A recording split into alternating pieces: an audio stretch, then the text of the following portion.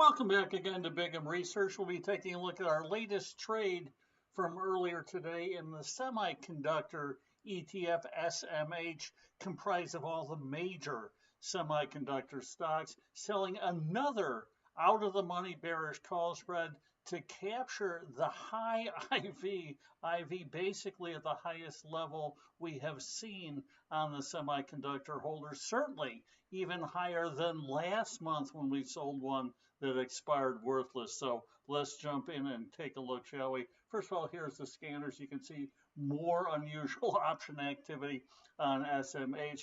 2 times the normal volume, almost 500,000 contracts traded versus just about 225,000 on average. You can see SMH continues to head higher here, right? You can also see implied volatility at basically the highest level we have seen. SMH continues to rocket higher than the triple Qs, and it has many of the components that are in the triple Qs, so it's even more of a dramatic outperformance here. So things continue to get even further overdone to the upside. You can see the previous times it tried to make a similar move, it was met, it reverted back, right? Even here we had that reversion.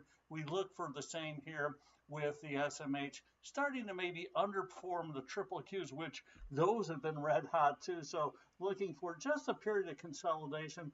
Don't even need to pull back.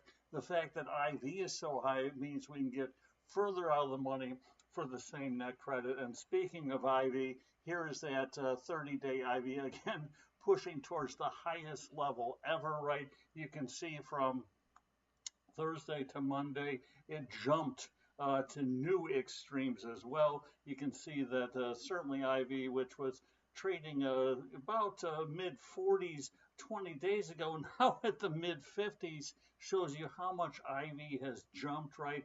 IV percentile, as we said, at basically the highest level we have ever seen. The July options, traditional ones, which are the ones we're going to be using, right, did see another uptick in IV. Big volume as well on that. So everything at an extreme on the implied volatility front, right?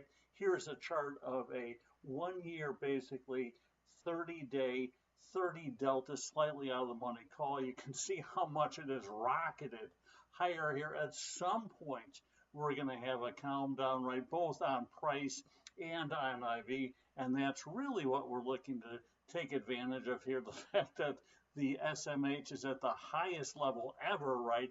Combined with IV at the highest level ever, right? Certainly the valuation's also at the highest level, but for short-term trades and maybe even long-term trades, the way this market is, valuations are being poo-pooed, but certainly they will come into play. So take advantage of the IV at by far the highest level we have seen, once again pushing towards that mid 50 level, right?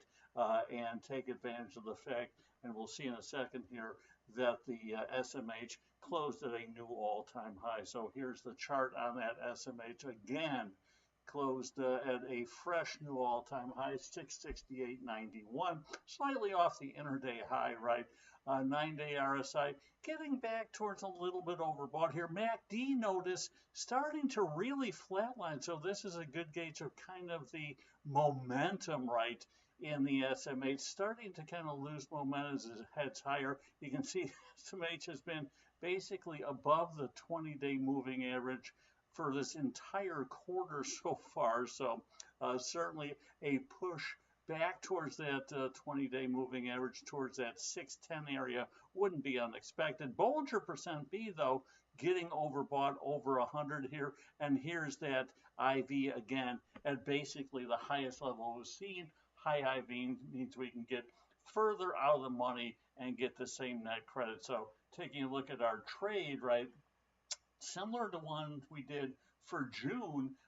In early June, we sold the June 700, 702.50 call spread, 2.5 point wide call spread. You can certainly go to the website optionoptics.com on YouTube.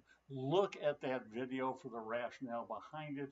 Explains it succinctly. But you can see we got 45 cents net credit, right? IV at the time back then, 51.68. We had about a 60-point cushion, right? 15 days to expiration, 60 points out of the money, or a little bit less than 10%, right? Max gain was what we sold it for, 45 bucks. Max risk, because it's 2.5 points wide, 205. So our return on risk, just under 22%. Fast forward to now, right, we can see we did the same trade. Here's the actual fill from today. We sold the SMH traditional July 740, 745 call spread for $1.02 net credit, right? Got a 50 to 85 IV, right? A full vol point higher than last time. So we've seen IV actually head higher from last time. We're seeing the SMH now at 665. Back then we're at 640, right? So the SMH is higher, IV is higher, right? So days to expiration a little bit longer, 25 versus 15, but our cushion much bigger, 80 points are over 12% cushion when we put the trade on, right? So we sold a 5-point wide spread, got $1.02 net credit. Our risk, right, $398 because it's 5-point wide. So our return on risk over 25%. Back then we were at 22%. So we're getting a bigger cushion and a bigger return, right? A little longer time to hold it, right? But the fact that IV is popped higher and that the SMH is higher means we can basically, for sure, point-wise get further out of the money. Percentage-wise, we're 12% versus less than 10, so we have a bigger percentage cushion, right? Bigger return, 10 more days till expiration. Taking a look at, that graph too, we're just looking for it to come down, not head basically past, that kind of 745, 750 area, which it hasn't threatened yet. So we have basically a over, 10% cushion on the trade for it to head higher, 12.03%. We'll see what happens with that. Last month's SMH call credit spread expired, worthless for the full amount, able to make 22% roughly in about a 3-week time frame. Hopefully we can do that again by taking advantage of even higher IV on an even more overbought SMH. So until next time, as always, here's the good trading. Take care.